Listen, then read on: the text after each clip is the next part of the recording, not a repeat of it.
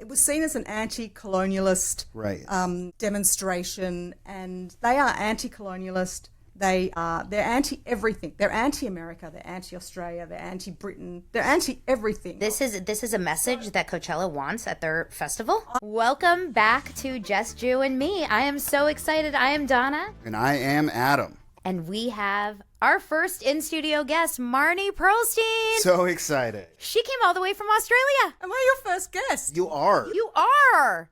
Welcome. Exciting. Thanks for having me. That is so exciting. And you came all the way from Australia just for us. I did. Literally right off the plane. 14 hours. It wasn't a bad commute, right? It was fast. Actually really nice. 14 Yeah, hours. no one can hassle you. You get some silent time. Yeah, Maybe watch it's actually a couple not movies. so bad. I went to Chicago just a couple weeks ago alone. And once you have kids and you know, family and everything, to fly alone is a luxury. I think it is. I travel for work and the same thing. I went to Barcelona a couple weeks ago, and just to not have the children screaming at me, the hotel room is magnificent. It's like serenity now for me. A hotel room without, where are you staying in a hotel or I'm with in a friends? hotel. I'm in a hotel room on my own, and I am really way too And they happy. clean everything for you. You don't have to do anything. So good. Wait, can I just tell you? I had an issue. I went to Chicago and they said, "Would you like housekeeping?" I said, "Yeah." I mean, Why did can they you ask imagine? that question? I said, "Yeah." The housekeeper never came to my room. Every day I was like, "Excuse me." So I called downstairs and I said, "Excuse me, housekeeping didn't come." "Oh, they didn't? Okay, tomorrow they'll come." I was like, "Okay." They didn't come to my hotel. I thought, this is a That's conspiracy. not a good hotel. But I want to tell you that I've had an operation before and been to hospital and felt happy. Because you're away from everything. Because I was alone and they put a heated blanket on me and I said, what other body part can we remove? Because I want to stay here longer. As a parent, no one takes care of you. That's right. So finally, you get this chance to be taken care of. Yeah. I love it. I will just add to this, having children in the hospital, and I really do remember those couple first days after having the babies when they're giving you the juices and they're taking care of you. The and juices? yes, the What kind juice. of juice? Apple juice? No, I don't know. That's a magic juice here at Cedars. I just will never forget it. And I tried to have Lance recreate it. Do you remember it, Lance? It wasn't Cedars. It was St. Oh, it was St. John's. But it was the magic It juice. was like a fruit punch, but it was really about the ice. It was the perfect ice. It was a cranberry, apple, the third, orange. It was like a trio. It was a perfection. And they would give it to you in these bucket cups. And I would just drink them that way. I came home and I said, Lance, recreate the juice. And he did. And it never was the same. I never had magic juice. No? No. Is that an Australia thing? They don't give you magic juice? We don't get magic How? juice. Now, you're born in Australia. I am born in Australia. So, okay, and you were born in Melbourne, you said. Why did you come to Los Angeles on this beautiful trip, other than, of course, to do our show? I came to... Firstly, I lived in LA 30 years ago for 1 year, and I have a lot of really good friends here. Okay. And secondly, on my whole advocacy journey, I have been coming to LA because every time I come to LA, something interesting happens. I get to meet really interesting people. I have, great meetings. I get to go to events that I would never get to go to in Australia. And things happen here that can't happen in Australia because it's 14 hours away. So it just gives me a renewed sense of energy and purpose just to see what's happening somewhere else. Okay, so you mentioned your advocacy journey. That's how Marnie and I met online through Instagram, just through following you and your advocacy, obviously. And I introduced you guys through this whole Jewish advocacy. I don't know how I randomly found you, probably just through you being on someone else's reel or something. Tell me how this started. Was it just accidental after October 7th, or has this been kind of a passion of yours forever? I've been working in advocacy for a long time before October 7. I actually was working in Jewish education many years ago. So my story in a nutshell is that I was sent to a Church of England school in Australia, and I was the victim of anti-Semitism as a kid. Oh, wow. So I begged my parents to send me to a Jewish school, which they did. And from the minute I got to that school, I was really, really happy and I felt at home. So after school, I had a corporate and consumer PR career for 10 years. And then I somehow ended up back at my old school as their first marketing manager. Oh, wow. I then moved to Sydney and I worked for the Board of Jewish Education in Sydney. So I've always had a passion. And as things started elevating with the 21 conflict in Israel and the online space became really ugly and there was the whole Kanye West thing that started, the schools, the universities in Australia were becoming much more toxic, and so were a lot of the non-Jewish schools. And I started to look into it then, but it was all back-facing. I was trying to organise organisations to help educate high school students to get them ready for uni. So I've been working with an organisation in America, which is another reason why I come here. And I was also going to start an organisation called They All Hate Us, which never ended up happening, where I wanted to go into corporate Australia and talk to them through a DEI lens about Jews as a tiny minority. So we only make up half of 1% in Australia. Whoa. There's only I was going to ask, 120,000 of us. yeah, and how connected is the Jewish community within Australia? Obviously, a big country. Insanely connected. Most of us are in two cities, Sydney and Melbourne. So obviously, I was born in Melbourne, and I had the first 30 years of my life there. So I'm really connected to that community, and I've been in Sydney for my whole marriage. So now I'm very, very connected to that community. And there's a lot, everyone, we feel like we all know each other. But I think the thing about Australia is that post the Holocaust, we ended up with the second biggest Holocaust survivor community per capita next to Israel. Wow. Because the European Jews wanted to get as far away from Europe as they could. And Australia is as far away as you are going to get. So it's it's a really, really great community. When you said that you grew up and your parents sent you to the Church of England school. Yeah. Why? Was that a choice? Like it an was intentional choice? It was a really cool school. It was a very progressive school. So if you were really good at maths in year 4, you could sort of get fast tracked to year 6. And they had like a Japanese language learning program. And my parents thought the school was cool. And it was, but it just... Did they just not know any Jewish kids? Is that why you got bullied? There were lots of Jewish kids in the school, which made it even stranger. I wasn't the only Jewish child in that school. I think it was weird to be a Jewish kid singing in the church choir. Yeah. I don't know. I don't think the kids actually even understood what they were saying, obviously, but We do have that here in LA too, because I noticed there are a lot of kids, teenagers that are go-to Christian schools that are Jewish. Like there's one school that's 50% Jewish, but it's a Christian school.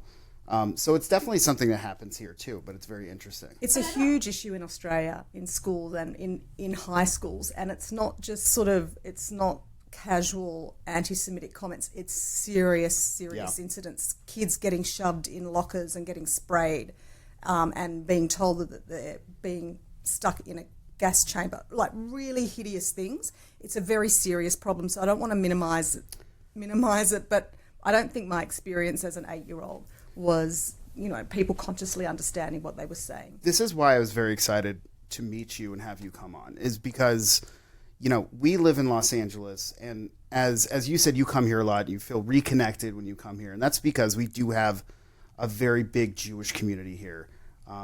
Not only just the United States, but just in LA, it really is. And that's how, we reconnected over this. And I can only see things that I see on the news. And countries two countries always stick out to me: Canada and Australia. And I just see a lot of things happening in terms of anti-Semitism. So obviously when we talk about post-October 7th, we talk a lot about what's happening in the United States and what we notice. But it's very interesting, and this is why I was excited, I don't know if the word's excited, but very interested in talking to you. Excited. There you go. Because I like understanding what's going on in Australia from someone who lives there and firsthand lives it is so interesting to me, because we only see it on the news and we see what happens here, but I'm interested to hear your perspective on what's going on right now in that country. It's really sad, and it's bad. And my grandparents would be turning in their grave because they literally were on a boat for 3 months from Europe to get to Australia because it was such a great place to live. But it's become progressively worse over many, many years. It's not just post-October 7, but what became very clear very quickly post-October 7 was that this sort of lid came off the bottle and the genie was let out of the bottle. So October 7 happened, and my first memory, other than being devastated about what had happened in Israel, was that we were told in Sydney that our state government was going to amplify the Israeli flag on the Harbour Bridge, which is something they do sometimes, to honour something. In solidarity. The Opera House, in solidarity. Right, the Opera House. Right. Or the Opera House. And that was going to happen, I think, on the night of the 9th of October. During the day, the entire Jewish community was told by our government and by the police force to stay home because it would not be safe for us to be on the steps of the Opera House. It was the Opera House, not the bridge. And I remember thinking, are we being ghettoised as Jews and told to stay home and be locked up in our own homes? And if it's not going to be safe for us to be on those steps, why aren't the people who are going to cause the trouble the ones who are told to stay home? Why do we have to stay home? But I'm sure you saw all over the news what happened that night. The burning of Israeli flags, the pro-Palestinian demonstrations. It was violent, it was aggressive, it was loud. Within hours. And that was the first thing I saw after October 7th. Obviously what was going on in Israel we saw, but then when I think about the news coverage, that's ingrained in my head is what happened. The reaction, yeah. And I don't know if you remember or if you could hear on the news what was being yelled out and said, but what we heard, what my community in Sydney heard was F the Jews, kill the Jews. And the most upsetting thing was the government after that, rather than taking that on and deciding to punish people who had clearly said those things, there was an investigation and the police came back and told us that what they had really heard in the video was, where's the Jews? And if you say, where's the Jews, rather than gas the Jews or F the Jews, it can't be considered as a call to violence. And so no one was prosecuted. That sometimes that That in some ways seems worse. Right. The It's Jews like a now hunt. now it's a hunting thing where people are trying to find Jews.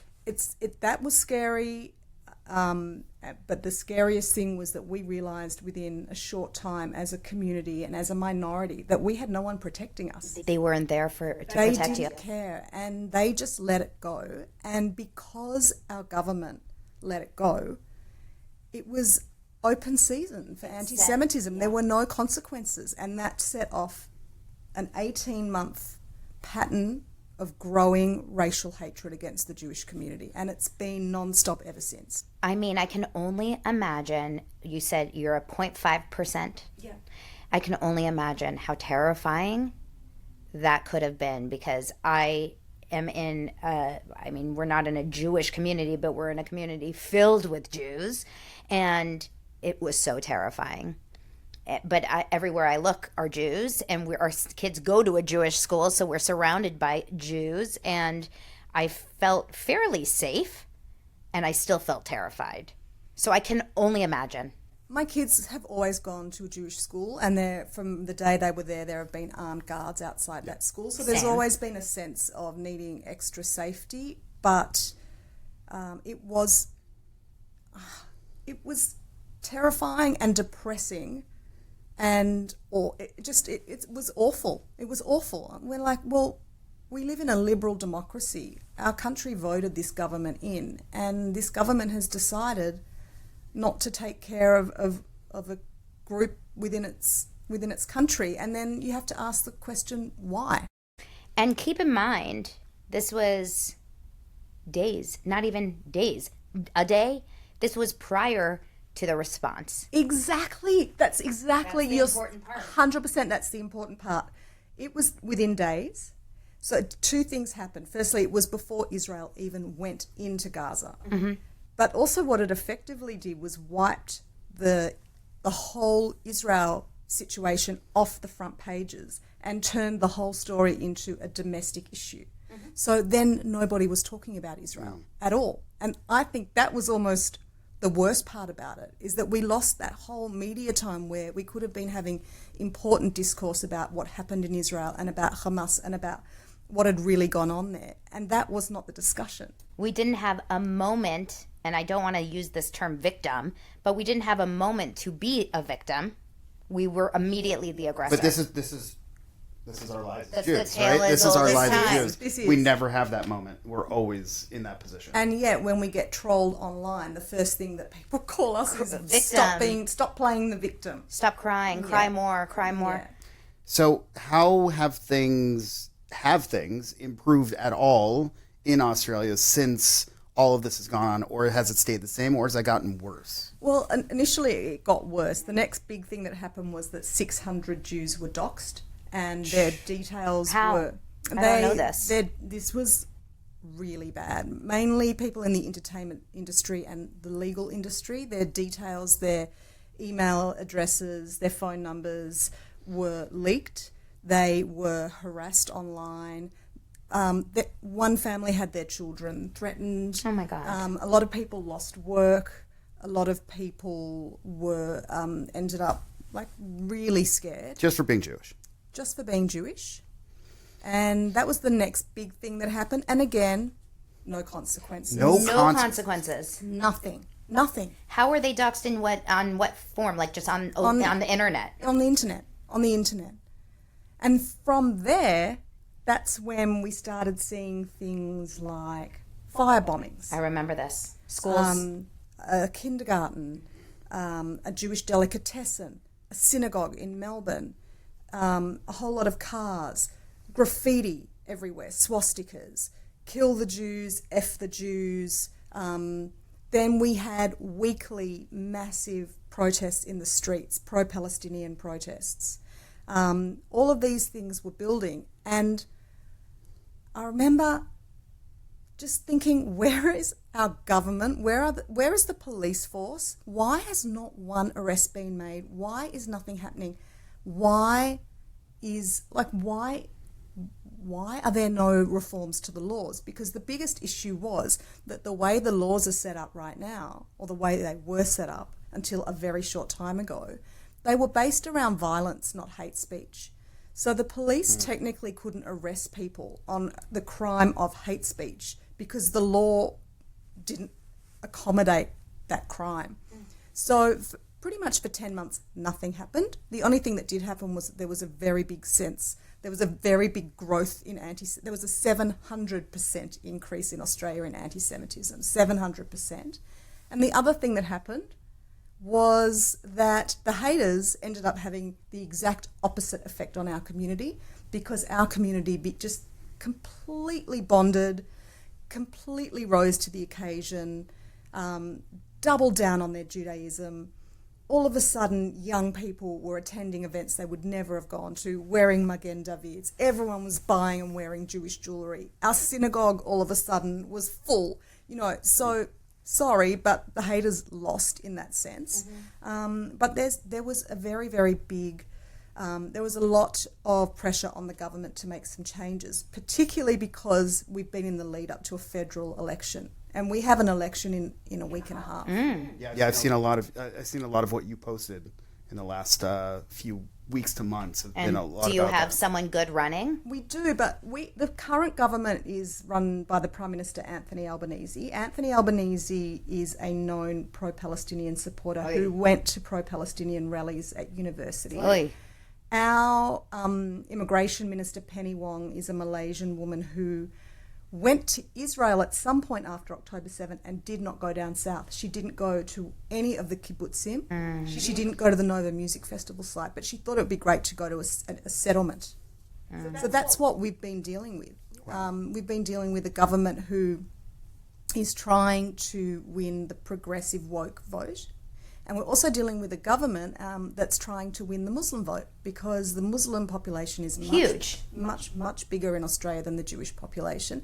Our Home Affairs Minister, his seat is the seat of Watson, and that is the biggest Muslim seat in the country. So there's a lot of ulterior motives for I believe that everything that has gone on in terms of not looking after the Jews is simply because the government has wanted to win the Muslim vote. It's all about elections. Well, it's all about numbers. It's all about money, and it's all about winning.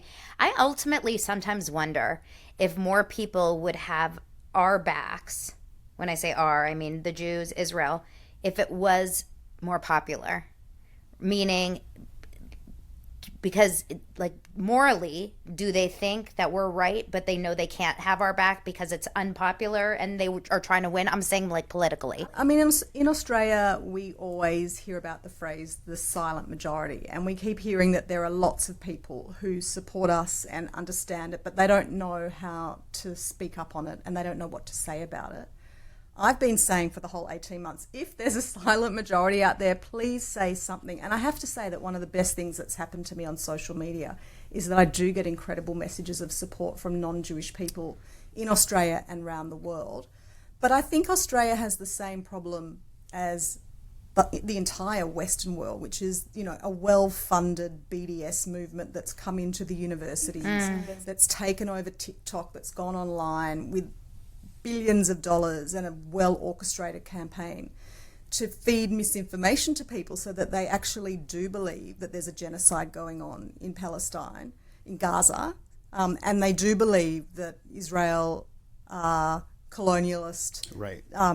You know, creating an apartheid situation. All of the tropes that are being spread around. I think we have an entire young generation who fully believe it. Fully. I mean, look at just this conversation that happened just a couple of weeks ago with Douglas Murray and Dave Smith on Joe Rogan. I have never seen one conversation not only get millions and millions and millions of views, but take off in so many different I mean, maybe it's my algorithm on YouTube because I was interested in that conversation. Everything I'm being fed are other people talking about that conversation. This story of Israel and Gaza, and I was even telling Lance, my husband, because he's interested in it too, of course. I'm like, I just want people to stop talking about it that aren't involved in it. Like, leave us alone. Stop talking about Israel and Gaza unless you have our back. Like, I wish it wasn't so. People are obsessed with this story as Israel is like the bad. And why is this such a popular story in this world? Why did people I think glom onto it? But I think it's what you said. I think it's because there is this effort and this millions upon millions of dollars are being pushed into this BDS movement. And I think because of that, it continues to be brought up. It continues to have legs. Colleges, and we see it all the time here. Still, Columbia is being Columbia. Yale just had something the other day. It's always being fed. It's being fed, and I think young people want to fit in and they want to belong. 100%. And they want to see themselves on the right side of history, which is why I got into this in the very first place, way before October 7, because I was seeing Jewish kids leave Jewish day schools without a strong foundation of the history, ironically, and not being able to defend themselves at uni, and therefore they were almost brainwashed themselves. There are so many young Jewish kids in Australia who believe that pro-Palestinian propaganda. Of course. We're surrounded by them now, all these Jews that are turning against Israel. It's pretty hard to be a kid on university campus right now. I've got a 20-year-old, and it's really hard. I would imagine. If you think about the craziness of social media and how you just get fed, the algorithm, TikTok feeds you this. And then if you're a freshman in college and you are, as you said, want to be friends or trying to connect with something, if you have Jewish or not Jewish, if you see a group of people that are going off to do something and you're curious about it, you just go do it because it's something to do. It's something to connect with. Because it's a lot of these people, it's their first time away from their parents, it's their first time being by themselves. So they find a way to connect.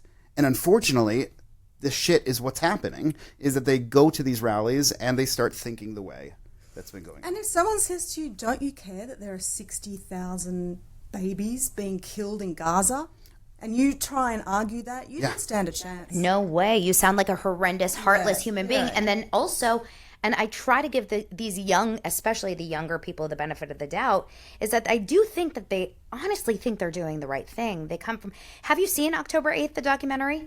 Not yet. Okay, so Adam and I went, a couple weeks ago, we went to a screening through his temple, and I mean, it's great. It's great. You have to. It's coming to Australia in you must. And Wonderful. we talked about it last week on our show. and you can stream it, and I think you can buy it on Amazon Prime or YouTube or whatever. Everyone needs to see it, but it talks a lot about how the underground movement of how it gets infiltrated. But the reason why is because they appeal to the young generation, like the oppressed versus the oppressor. And I can see why. Although when you spin it around, they make it sound like David versus Goliath, but Israel is really just like the small one being surrounded by all of them. At the end of the day, though, you bring up and we talk about these young kids on college campuses and these kids trying to just be doing the right thing and also not wanting to be against everyone around them. Can we talk about what happened this last weekend at Coachella? Because this, I think, we need to get into, since you talked about it and you've been to Coachella many times. So, by the Marnie, way, who the fuck is Kneecap? Okay, well, What the fuck is a Marnie, Kneecap? you've been really on top of this story. So, Marnie, share with everyone kind of what happened this weekend at Coachella, which happens every year. Coachella is a music festival, a 2-weekend music festival in Palm Springs. Very popular. I would never go to Coachella unless they paid me to go to Coachella. You don't have to camp there. I just want to live. You could stay at a hotel. I don't want to wait to go to a bathroom like that. No way. The funniest thing is that when I was coming to LA, I said to all my friends or my family, I'm going to LA, and they're like, are you going to Coachella? Hell. I'm like, no, I'm doing Jewchella. I would go to Jewchella. What's Jewchella? It's just my own little personal journey as a Jewish woman. Start Jewchella. What could be Jewchella? Let's do Jewchella. Who would perform? Well, you know what that was? Matisyahu. That was the Nova Music Festival. That let's is face it, Nova Music Festival. And I think that's the most upsetting thing about what just happened at Coachella is that this all starts, to me, from my perspective, with the Nova Music Festival, with a group of 350 kids who were murdered for no reason. It's not even necessarily that they were Jewish, because some of them weren't. Many were not. And they were at a music festival which should be about peace and love. It was specifically a festival of peace and love. It wasn't just should be. And I isn't think that that's what it Coachella's was. meant to be about? I mean, Of course, it's about art. It's about music. It's about just, yes, it's gotten a little ridiculous because Coachella has kind of become this thing where it's the most beautiful people and influencers go. But the way it started was this festival where people would go out to the desert, and different than Burning Man because there are bathrooms there. Sounds even worse. So you would go, and there were just stages, like 5 or 6 stages. They'd have different performances from popular bands, up-and-coming bands. And it was this beautiful thing. It really was. I've been probably 5 or 6 times, right? And it's just everywhere you look. There's music. There's people dancing. And to me, it's like, every time I go, I haven't been to Coachella in a while. I've definitely aged out of it. But every time I go see a concert or go to a different festival, now, since October 7th, my mind goes directly to Nova. Not because I think I'm scared of something happening, but the idea of that's what they were there for. They were there for love. They were there for music. They were there for all this just wonderful things that come together in kind of some beautiful moments. And to me, if you genuinely believe that about the music festival that you are organising, then not only should there not be political statements, but actually there should have been some kind of memorial or acknowledgement of what actually did happen at a different music festival, and that we're bringing people together, because something like that should never happen anywhere, let alone at a music festival. But at Coachella, they invited this band who I now call Knee Jerks, but I think their name is Kneecap. What a stupid name for a band anyway. And you want to think, hopefully no one's ever heard of them, but I think people have heard of them. And clearly they had a big audience there, huh? They had a full tent, and I think they had a visual on the screen behind them that said, F Israel, free Palestine. And then they encouraged the entire audience to chant free Palestine. This is an Irish band. This is an Irish band. Which is very important because Ireland has become a cesspool. Ireland is a cesspool, and it's important that they're an Irish band. It's important for a few reasons. Firstly, I just want to say that in the beginning it just seemed like, here we go, that a mainstream music festival has allowed itself to become politicised, right. And that's a disgrace. That was my first thought. And I was like, but you know what? We read about stuff like this every day. It's awful, it's terrible, but like, I'm not surprised. But what did surprise me was a day or two later when Scooter Braun came out yesterday and basically said that the head of AEG, who runs the festival, his name is Paul Tourette, I believe. Yeah, yes, is a really good guy, that he was one of the first people to visit the Nova Music Festival exhibition in Los Angeles. Scooter Braun created the exhibition, or was behind the big exhibition that is traveling around. That's right. In honoring the Nova. He facilitated it in America, and he's helped. Without him, it would never have taken off. Yeah, so he's a huge powerhouse behind that.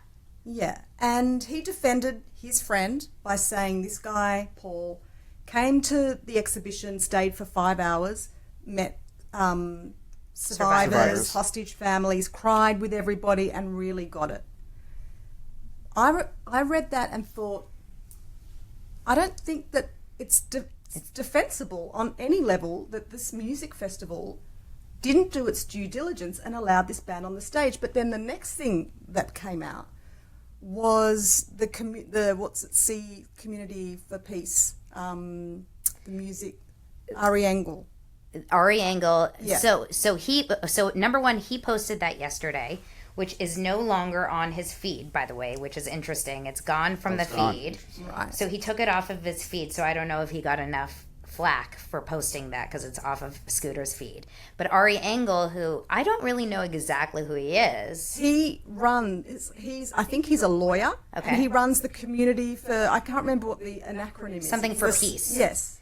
And it's musicians and entertainment and artists. Okay. For peace. Oh, I remember Stop Anti-Semitism posted about it. So I'm sure if I pull that up, it will talk about it.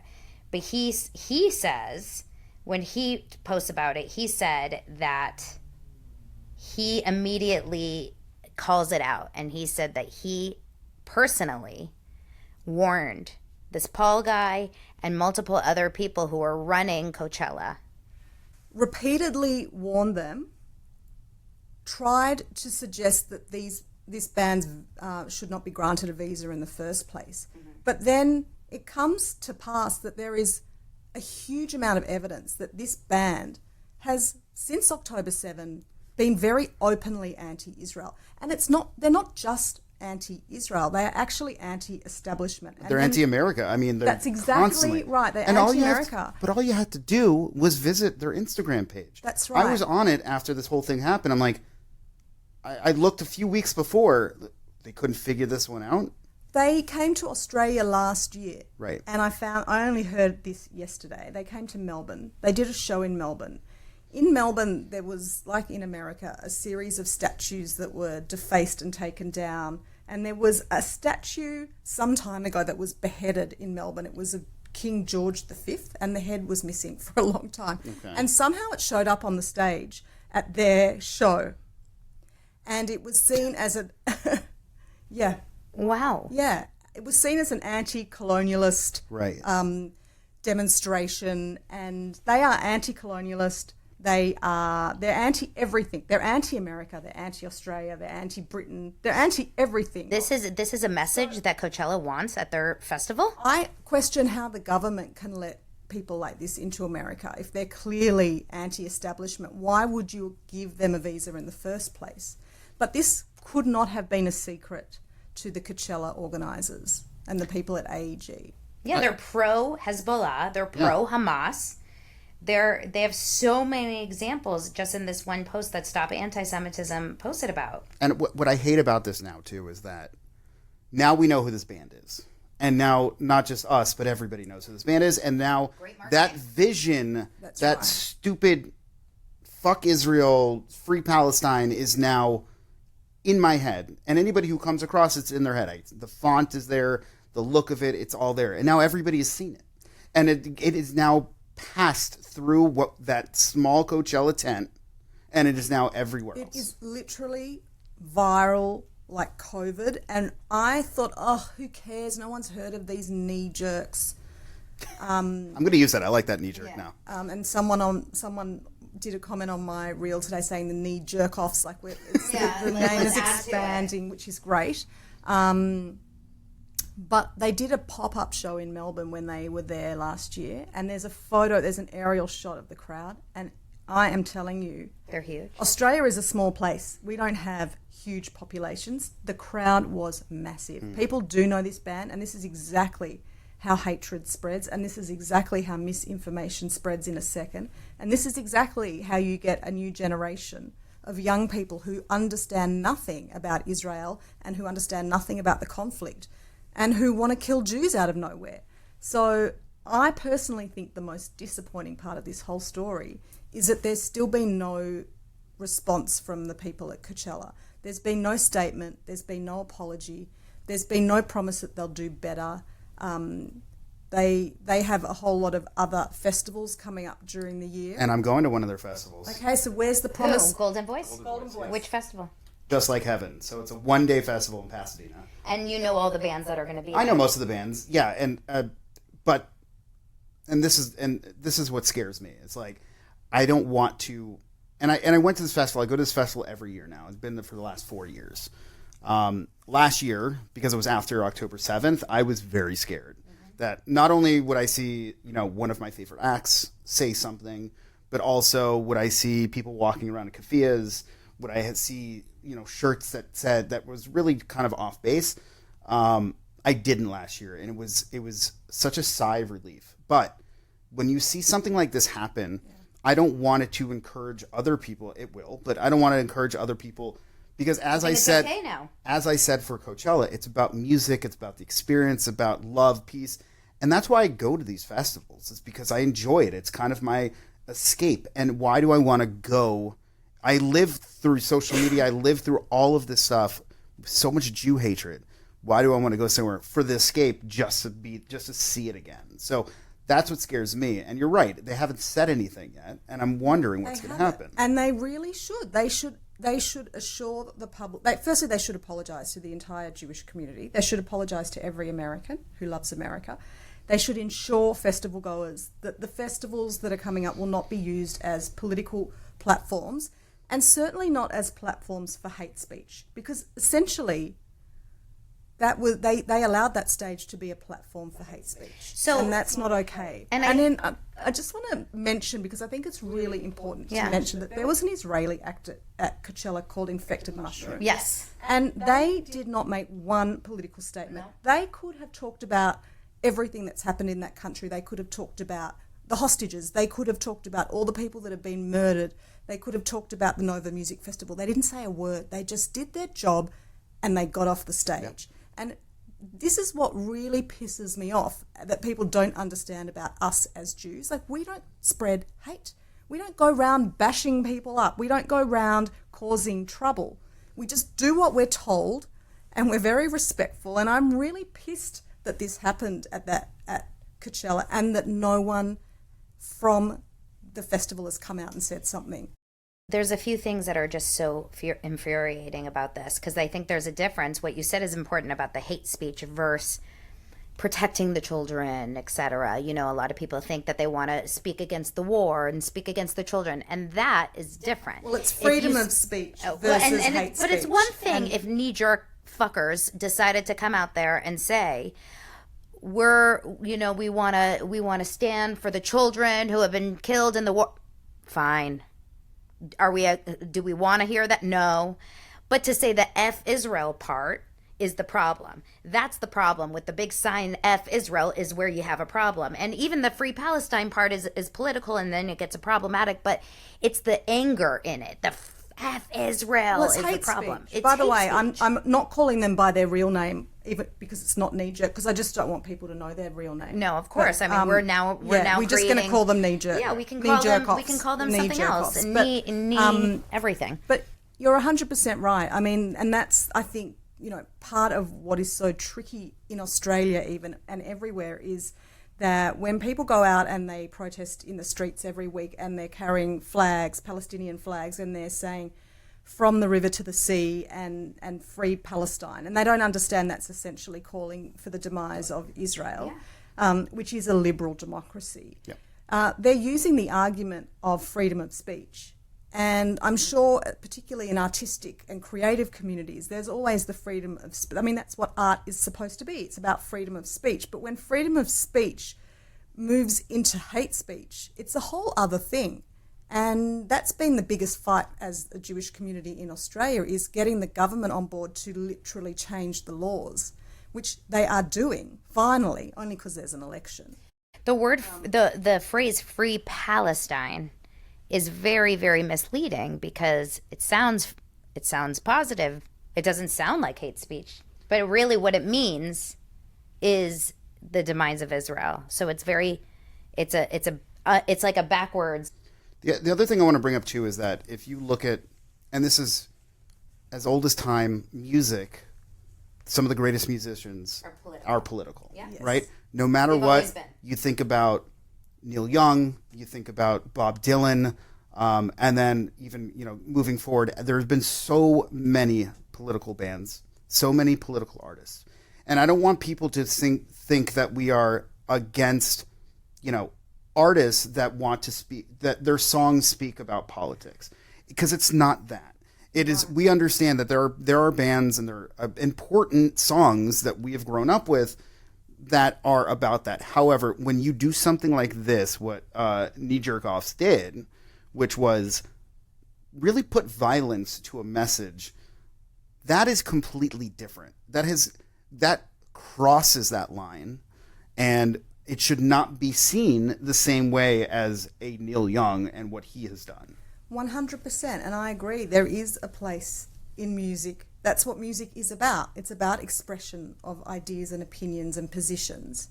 And there is a place to have a discussion about the deaths in Gaza. There's a place for that discussion. Mm-hmm. It's a valid discussion. The whole conflict is a valid discussion. No one's saying that we can't feel bad about those things. Mm-hmm. No one's saying that should never be mentioned and that people shouldn't care about that. I don't think any Jewish person is insinuating that we should not care about what is happening in Gaza.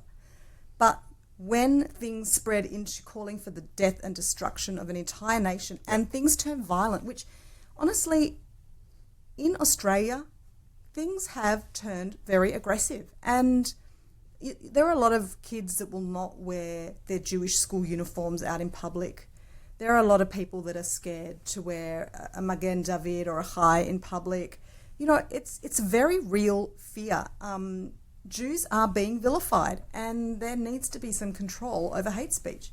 What do you think, like if I was at Coachella, that's another thing that's important is like, so Adam and I were huge Dave Matthews fans. Huge.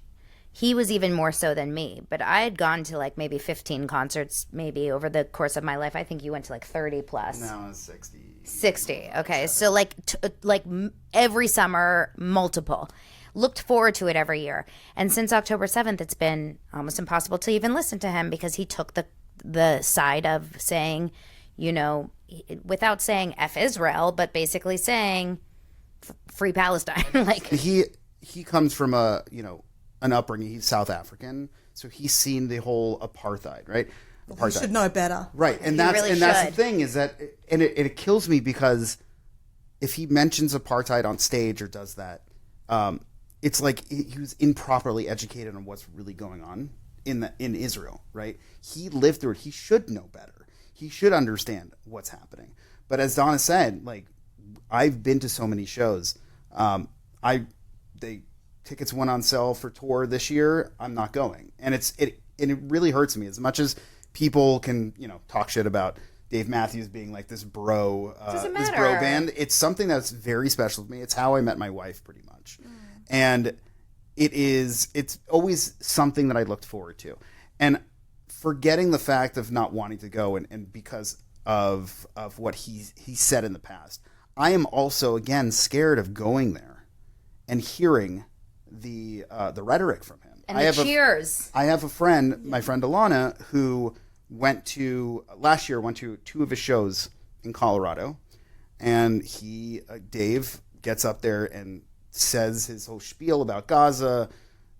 No mentions of anything in Israel, about the hostages, about anything, and she broke down crying. She just couldn't could not deal with it. No, because you sit there. That's what I'm saying. Like, imagine you go to. I would imagine most, if you're a Jew and you care about Israel, then you would maybe know that knee jerk, whatever is maybe not your band, but maybe you don't know, and you're at Coachella and you're like, oh, there's a band playing in that tent, Right. and you just happen to go. Yeah, I don't think you would know. So think about necessarily. how many Jews or Israel supporting non-Jews or whoever are in that tent and just like rocking out to the music. And all of a sudden you see that and you're surrounded by all these people yelling free, free Palestine. And maybe you're even wearing a Magen David in that moment. Like, how scary. And you're making me actually think of the opposite scenario, like for infected mushrooms. Yeah. Would they have been playing down their political position because they didn't want people to even know That's they what were I'm Israeli? wondering. Well, you know so what that I they saw? could fill their tent? That's what I'm wondering. Sure, and you know what I did see, and this is actually an interesting thing. So Hen Mazig, on Instagram, he's a great person to follow.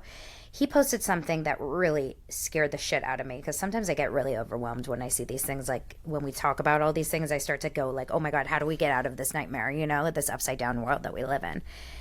But he posted how we're living in such an upside down that all of a sudden it's the popular thing to say the free Palestine or F Israel or wear the keffiyeh and do all that, and they're being celebrated and promoted, yet a mention of Israel or carrying the Israeli flag or wearing the Israeli flag, or even Jason Isaacs was wearing the yellow hostage pin on Sky News or whatever, and they blurred it out. On his Instagram, on the Sky News Instagram post, they blurred out the hostage pin for fear of it being too political. Well, in Australia, I told you there were no arrests against anyone shouting from the river to the sea or burning Israeli flags. The only people for 11 months in Australia who were arrested would be the single person that would turn up to a protest with an Israeli flag. Jesus. They actually were arrested. And when the police were called out and you're like, what are you arresting them for? The police would say, well, it's dangerous. We're arresting them because They're instigating. they're inciting potential violence and it's not safe for them to be here. So That's what you hear a lot. it is literally inverted, upside down, inverted. I don't know what to say. I think the one thing I would say is, and you and I have discussed this before, is that we, rather than just everyone sitting around talking about it, I feel like we need to have a call to action. Yeah. And every time we talk about an incident like this, people who are advocates and who are online need to actually give people tangible steps to take where they can try and make a difference. Okay, so let's talk about something. Yeah, and I think allies are Allies, so definitely. important to this. And even when we saw the October 8th documentary, the producers there was Q&A, and my question was basically, what are you doing with this to market to non-Jews? Because obviously as Jewish people, we get it. We understand. We've been living this. We see it. How do we get other people to join the cause who are not Jewish? Do you remember what the gist of the answer was? And I'm asking this because in Australia, I went to the premiere of the Screams Before Silence movie, the Sheryl Sandberg movie, and it was impossible for them to even fill the cinema with Jews, let alone non-Jews. And there were a token group of non-Jewish people that came, but they were really well-known supporters. There was one politician who came, who stayed and had a photo at the photo wall and left before the movie. God. Yeah. So it is really hard. I mean, I find with allies, there aren't so many allies who are willing to put themselves out there. And I hope that they are marketing those films. So what they were trying to do is, because right now it's still in cinemas, and you can stream it and purchase it online. But what they're trying to do, and I don't know if this is going to be successful or not, but their biggest thing was to get it into college campuses 100%, and try to get it into schools to help educate what's going on. But how is that going to work? I didn't sit there and get a whole bullet point plan of what they're doing. And I like the idea. I just don't know what measures they're taking to try to make that happen.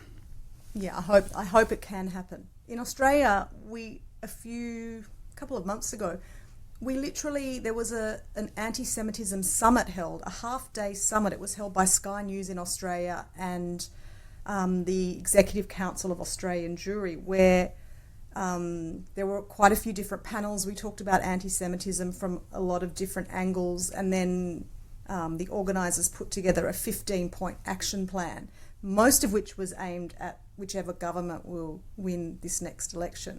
Whether they'll adopt any of those points or not, I don't know. But, you know, I feel like this is what we need to be doing, changing laws, you know, harassing governments, not literally, but like sending letters to governments, like advocating for legal change, for changes in the laws and changes in school curriculums, all of that kind of thing. But we have to start with small things, like in relation to Coachella. I guess we all need to send a letter or an email to AEG and to Golden Voice and demand not just an apology, but demand that they actually come out and explain the facts and talk about the Nova Music Festival, talk about what it means to say Free Palestine. Like, completely, they now actually have a responsibility to educate anyone who was there or who has heard this story since.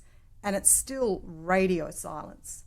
I'm scared to see, I was just thinking about this, to see Spotify's numbers now for Circle Jerks, to see how much Circle Jerks. Knee Jerk. No, now I'm Circle- even Next- Circle Jerks is great. but I think there's an actual band called Circle Jerks. Okay, by the way. Hopefully Their numbers are, but to see Foot jerks. right, to see Knee Jerks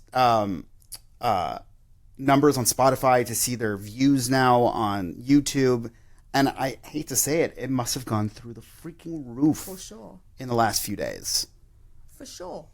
People So- would be swept up in this really exciting, Yeah, like, wow, cool good for bubble you. of hatred. Like, yeah, this. I mean, it's like, I don't know, it's like in the 60s. It's like when you went in any age and stage when you follow a musician to be part of a particular political movement, and people just are so misinformed with this particular movement that they don't realise that they've got it all wrong. Yeah. I keep waiting for the day when something happens that just wakes everyone up, and I just don't know if it can be unlearned that fast. I don't think it's going to be unlearned in a hurry, and I mean, I keep sadly saying that I think it will take a large-scale terrorist attack on Western soil for people to start to get it again, because people have forgotten 9/11 and the young people before weren't them. around. It was before them, so they don't know about it and they don't get it. But I mean, I think back to after 9/11, people really started to see what things danger. like the real danger Right. of extremists And the jihadi. benefits of being in a Western culture. Yes. And how we have this amazing freedom to be in Australia, to be in the United States, compared to so much other parts of the world. So I agree. We obviously don't want that to happen. No, we don't want that and to it's happen. a shitty thing, but unfortunately, is that the only way this kind of wakes people up? I do believe it's the only way, and I was the only person I know at the time in Australia where literally every couple of days I would wake up to stories of something else that had happened, another graffiti incident, another fire bombing, another car bombing, another violent, whatever it was. And I know this sounds awful, but I was almost hoping that it would continue for a bit, because I really feel like the current government needs to be voted out, because they just for so long did absolutely nothing. And I thought, unless this starts to hit regular Australians, no one's going to get it. And there was one incident where 10 cars were torched, and not one of them belonged to a Jewish person. And I just was like, I wish people would understand this is not a Jewish issue. This is an Australian issue. And I did a lot of work on media in Australia saying, wake up, this is not a Jewish issue. Well, it This never isn't- ends with the This is an Jews. issue No. against, liberal democracy. This is against Western values. This is against all of us. Yeah, I always think about that. Like, I wake up, sometimes I think about, like, Candace Owens and stuff, like how they hate Israel and stuff so badly. I just one day want Kanye West to tweet something really badly about Candace, or I want it to go really badly against her, and then her to be like, oh shit, now I guess it's against me. Sometimes I want so badly for people to be like, oh, it's not just about the Jews, it's about us too. I just keep hoping. I don't know why in my mind I'm like, they're gonna wake up. They're gonna all wake up one day and be like, wait, were we really that blind this whole time? I hope that they do, and I think that obviously there are a lot of institutions that have a big part, like the media has a huge part to play in this, and the media has led people. Sectors of the media have led people astray. In Australia, our government has led people astray. We've got a political party running right now in the election, and one of their campaign slogans is "Free Perlstein." I saw what you posted, and it's the Greens, and they're meant to be about the environment, which they are not. They've moved so far from that over many, many years, but that they're the billboards that they're putting out. Free Perlstein. Oh my God. What does that have to do with your country right there? Well, when I was on the way here today in Los Angeles, I saw a billboard that said, while we are all struggling, our government has spent X number of dollars sending missiles and bombs to Israel. Yep. So this is not just Australia. Yeah. And it's frightening that it's so widespread. And it's also frightening that I have to see billboards about encouraging people not to be anti-Semitic, because there's a bunch of those all over LA. And I'm like, I never thought I would live to see the day of billboards advocating. But ultimately, it's because every single person, and this is what October 8th really teaches, it's the horseshoe theory. And every person on the left, the extreme left, and every person on the extreme right, that's the one thing they have in common, is they don't like the Jews for some reason. And I think it's because they're so obsessed with us because we're so amazing. But I mean, other than that, it's really sad and scary that the extreme left and the extreme right can agree on this. This is the one thing they can agree on. I have always said that Jews are the meat in an anti-Semitism sandwich. Yeah, and they are. It's so true that they agree on it, and it's anti-Semitism has always existed, and it always will. And the other thing I've learned is that it's a bell curve. That's what we always talk about. And we have stages where it's at its peak, and then something does shift. It never stays at its peak. I think the hardest thing for our generation is to be we're living history right now. Yep. We thought somehow that maybe we would be... Never go there again. Maybe after the Holocaust it was so bad, maybe we'd be spared that experience. Maybe it would never happen again. Or maybe it would be quite a few generations. We've had this beautiful 40 years or 50 years of just being, there's always going to be hate, but there's never anything that has been this heightened. And we've just had this amazing time. Now we're back to, okay, this is where we are as Jews. This is where it always ends up at this point somehow. Well, I just hope that enough of us are loud enough, and we keep having these conversations, and we keep standing up for each other and not backing down and not getting scared of the loud knee-jerks of the world, and staying strong and continuing to fight for ourselves. I hope we will all do that. And really, after I read a lot of the comments under Scooter Braun's post yesterday, and there were a lot of Jewish people that were just congratulating him for his comments and his post, and obviously he's done amazing work, but I think that we all need to be calling out every single part of what happened at Coachella on that stage.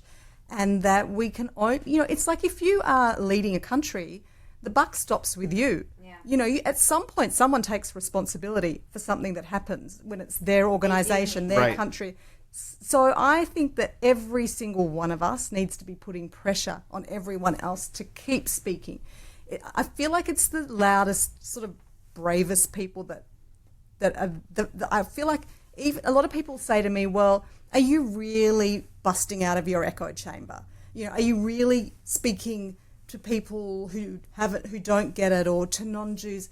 And I say, well, I don't know, but even if I'm just encouraging other Jews to understand and find a voice, that's good enough for me. Yeah. So I think we all just need to even if it's a little voice, we can all make a difference. Chipping away. Yeah. Well, thank you so much for being here with us, Marnie. Yeah, awesome. It really has. We appreciate you great. coming in for it. Thanks so much.